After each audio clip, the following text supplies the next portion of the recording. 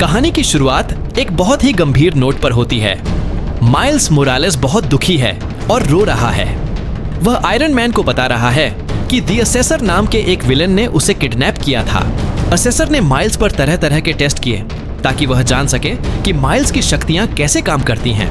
Miles बताता है कि उसे टॉर्चर किया गया, गैस दी गई, फ्रीज किया गया और करंट लगाया गया।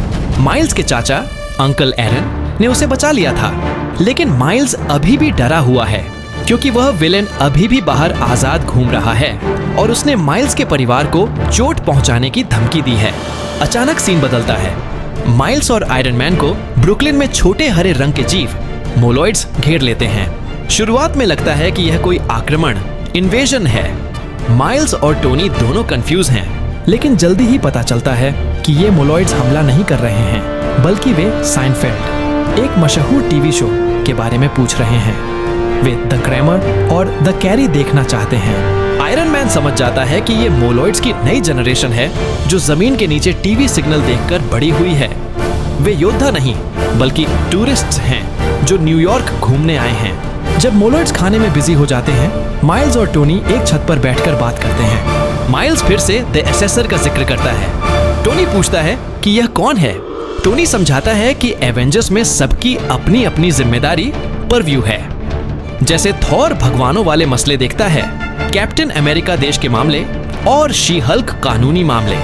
लेकिन टेक्नोलॉजी, तकनीक आयरन मैन का क्षेत्र है क्योंकि असेसर ने हाईटेक ड्रोन्स और मशीनों का इस्तेमाल किया था। टोनी फैसला करता है कि वह इस मामले को देखेगा।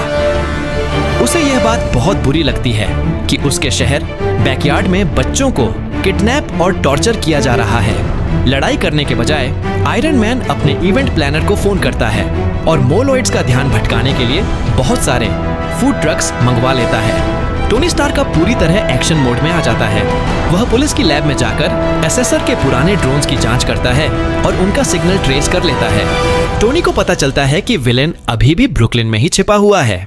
टोनी खुद को ह्यूमन क्रूज मिसाइल, इंसानी मिसाइल कहता है और विलेन की बिल्डिंग पर सीधा हमला कर देता है। वह बिल्डिंग की छत तोड़कर अंदर घुसता है और चिल्लाता है, असेसर। टोनी बहुत गुस्से में है। वह अपने हाईटेक सूट के रिपल्सर बीम्स का इस्तेमाल करके वहां मौजूद सारे गार्ड्स को एक ही झटके में हरा देता है। आयरन मैन बेस के अंदर घुस चुका है और उसने बाहर के गार्ड्स को हरा दिया है। वह कहता है कि वह पनिशर नहीं है, इसलिए वह अंधाधुंध मारधाड़ करने के बजाय चालाकी से काम ले रहा है। वह वाइल्ड हंट ड्रोन्स को तैनात करता है ताकि अगर कोई भी बिल्डिंग से भागने की कोशिश करे तो वे उसे पकड़ लें।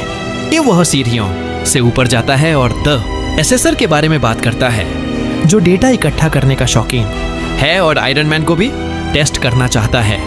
टोनी एक कमरे में पहुंचता है जहां स्क्रीन पर असेसर का चेहरा है। असेसर उसे डराने की कोशिश करता है और कहता है कि यह बिना दरवाजों वाला कमरा है। आयरन मैन मजाक उड़ाते हुए कहता है, नॉक नॉक, और अपनी उंगली से एक छोटी मिसाइल छोड़कर दीवार उड़ा देता है। वो कहता है कि अगर उसे रास्ता नहीं मिलेगा तो वह खुद रास्ता बना लेगा। असेसर टोनी को एक विंड टनल जहां बहुत तेज हवा चलती है उसमें फंसा देता है। हवा इतनी तेज है कि आयरन मैन का संतुलन बिगड़ने लगता है। टोनी हार मानने के बजाय अपना फाइटर जेट मोड ऑन करता है और हवा के बहाव के साथ उड़ने लगता है। वह माइक्रो म्यूनिशंस, छोटे बम छोड़ता है जो हवा के साथ उड़कर टनल के पंखे टरबाइन से टकराते हैं और उसे धमाके से उड़ा देते हैं। आयरन मैन साबित करता है कि वह सिर्फ ताकतवर नहीं बल्कि स्मार्ट भी है। बीच बीच में हमें टोनी के मन की बात सुनने को मिलती है जो बहुत इमोशनल है। टोनी को अपनी पुरानी यादें सता रही हैं। वह गुफा याद करता है जहां उसे पहली बार आतंकवादियों ने किडनैप किया था और जहां उसने अपना पहला कवच बनाया था। वह याद करता है कि कैसे उसने वह कवच वहां से जिंदा बचने और दुश्मनों को मारने के लिए बनाया था। उसे बहुत गुस्सा आता है कि द असेसर अब यही काम बच्चों के साथ कर रहा है, उन्हें किडनैप करके उन पर एक्सपेरिमेंट कर रहा है। टोनी के लिए यह लड़ाई अब पर्सनल हो गई है। दीवार तोड़ने के बाद टोनी का सामना एक नीले रंग के रहस्यमय दुश्मन से होता है जिसका नाम क्वांटम है। क्वांटम के पास अजीब शक्तियां हैं।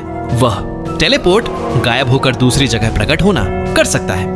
लड़ाई के दौरान क्वांटम अपना हाथ फेस करके ठोस चीजों के आर पार जाकर सीधा आयरन मैन के हेलमेट के अंदर उसका चेहरा पकड़ लेता है। इससे टोनी का हेलमेट क्रैक हो जाता है। टोनी उससे बात करने ट्रैश टॉक की कोशिश करता है, लेकिन क्वांटम बिल्कुल चुप रहता है और बेरहमी से हमला करता रहता है। टोनी महसूस करता है कि इस दुश्मन की फाइटिंग स्किल्स बहुत अच्छी हैं, कैप्टन अमेरिका जैसी, और उसे हराना मुश्किल हो रहा है क्योंकि टोनी अपना मोमेंटम खो चुका है।